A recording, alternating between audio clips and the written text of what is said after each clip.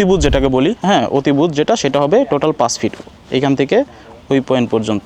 আসসালামু আলাইকুম, কেমন আছেন আপনারা সবাই? আমি ইঞ্জিনিয়ার আব্দুর রহমান রাকিব, তমা ইঞ্জিনিয়ারিং অ্যান্ড রিয়েল এস্টেট থেকে সবাইকে স্বাগতম। কিছুদিন আগে আমরা নোয়াখালী একটা প্রজেক্টের বই দিয়েছিলাম, সেটার আজকে মূলত লেআউট দেওয়ার কাজ হয়েছে। লেআউটের মাধ্যমে কিন্তু তার কলাম পজিশন, তার ফুটিংয়ের সঠিক পজিশনটাই কিন্তু নির্ধারণ করা হয়ে থাকে এবং কোনা ভাঙ্গা যেটাকে বলা হয়, আমরা সহজ ভাষায় বলি, সেটা কিন্তু ভেঙে দেখতে হবে। এখানে মূলত 12টি কলাম বসবে এবং 2টি পোর্চের কলাম আছে, যেটা সার্কুলার কলাম হবে। সামনের দুইটা, এই যে এই দুইটা পোর্শন, এই একটা পয়েন্ট এবং এই পয়েন্ট দুইটাতে পোর্চে হবে। খেয়াল করুন, এখানে আছে আপনার 21 ফিট 5 ইঞ্চি, এটার কর্ণ হলো 21 ফিট 5 ইঞ্চি। আমরা সহজভাবে ছোট করে এখান থেকে মেপে দেখবো, সেক্ষেত্রে আবার এই কর্ণটা আমরা আগে দেখে নিই, কিন্তু লাগানো যাবে না, সেক্ষেত্রে পজিশন সরে যেতে পারে।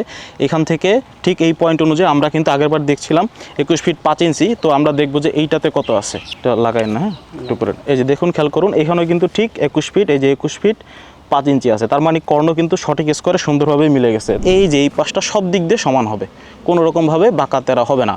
আমরা 4 কোণায় কিন্তু এটা এইরকমভাবে টেস্ট করে দেখতে পারি। কর্ণ থেকে টোটাল এই 3 ফিট আরও 4 ফিট বরাবর আমরা অতিভুজ যেটাকে বলি, হ্যাঁ অতিভুজ যেটা, সেটা হবে টোটাল 5 ফিট এইখান থেকে ওই পয়েন্ট পর্যন্ত। তো আমরা চেষ্টা করব এইভাবে প্রতিটি কণায় ডায়াগোনালভাবে সঠিকভাবে মেপে নেব, তাহলে কিন্তু আমরা একজ্যাক্ট কলাম বা ফুটিংয়ের যে লোকেশন সেটা নির্ণয় করতে পারবো। তো ভালো থাকবেন সবাই, ধন্যবাদ সবাইকে, আল্লাহ হাফেজ।